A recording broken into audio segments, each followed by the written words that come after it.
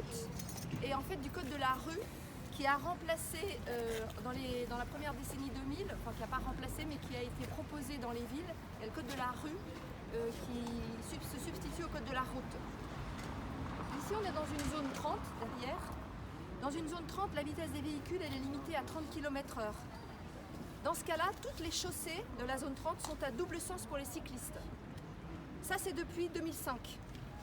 L'article R110.2 décrète ceci. En fait, le vocabulaire a son importance. Une rue à double sens cycliste ou à contresens cycliste, elle est en sens interdit dans un sens pour les voitures, mais elle est à double sens pour les cyclistes. Ça, c'est la loi.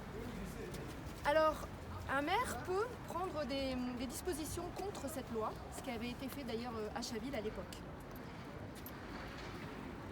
À partir du 1er janvier 2016, le double sens cyclable est la règle aussi dans les rues limitées à 30, pas uniquement dans les zones 30, mais aussi dans les rues. Alors, en 2018, Chaville est enfin passé au double sens cyclable.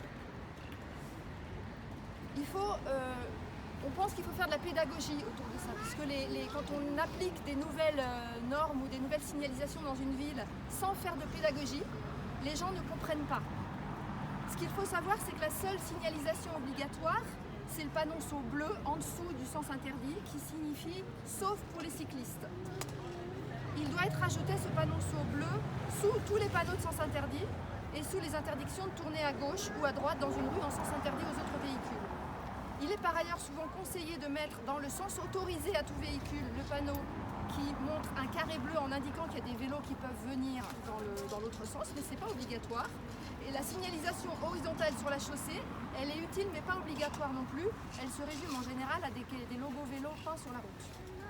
Ce qui fait que cette signalisation qui n'est pas obligatoire et qui est parfois pas appliquée met du doute dans l'esprit des automobilistes qui ne comprennent pas forcément pourquoi ils voient des cyclistes arriver en face. Donc les collectivités renâclent souvent pour appliquer cette règle. Elle est simple, mais ils trouvent des prétextes pour ne pas aller jusqu'au bout de la démarche. Comme par exemple la largeur de la voie insuffisante, l'existence de stationnement, un trafic trop important, un débouché dans un carrefour à feu, etc. Aucun de ces critères n'est acceptable. Le contresens ne signifie pas obligation pour le cycliste. Si la situation lui est désagréable, il peut tout à fait prendre un autre itinéraire. Quelle que soit l'étroitesse de la voie, il n'y a aucune raison de ne pas autoriser les cyclistes à l'emprunter. Les expériences françaises et étrangères le confirment, puisque certaines voies très étroites ont été autorisées en contresens cyclable depuis plusieurs années sans qu'il n'y soit constaté aucun accident. Que se passe-t-il sur les routes étroites ouvertes dans les deux sens? Les usagers se voient mutuellement, ralentissent et manœuvrent pour s'éviter. Dans une rue étroite, le protagoniste le plus manœuvrant, c'est bien le cycliste, et c'est souvent lui qui se garera entre deux voitures ou sur un bateau pour laisser passer l'autre usager. La présence de stationnement, c'est une occupation privative de la voie.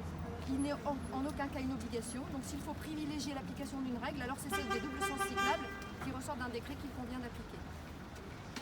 En outre, la présence du stationnement du côté gauche de la voie, dans le sens ouvert à la circulation générale, et donc du côté du contresens cyclable, est plutôt moins dangereux pour ce qui concerne l'ouverture des portières. Le passager de l'auto voit le cycliste arriver, ce qui réduit le risque d'ouverture inopinée.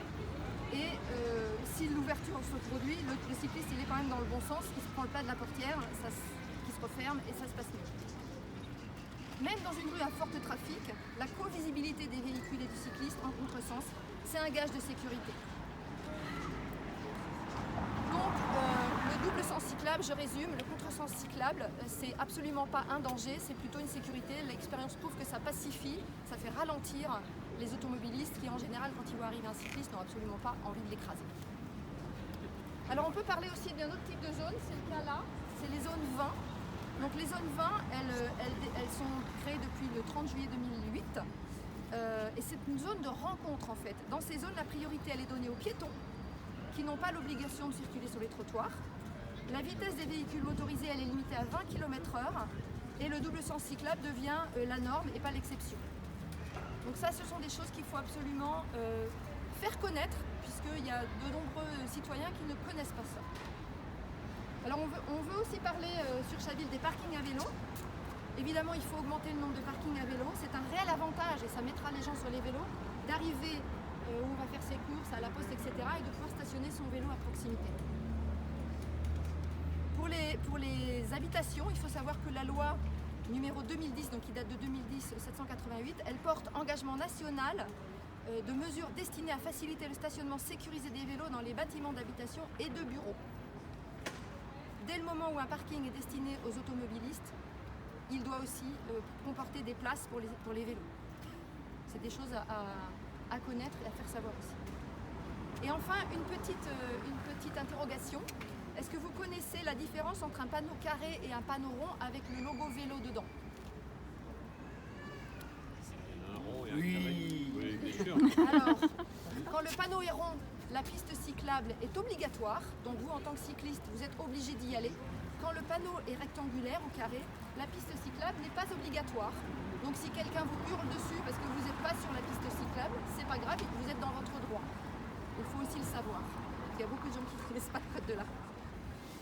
Voilà, donc dans notre liste, on prônera l'utilisation du vélo et d'autres types de mobilité active parce que c'est sain. Tout à l'heure, Corinne nous parlait de la santé par la nourriture et nous, on pense à la santé par l'exercice physique et la diminution de la pollution dans notre ville.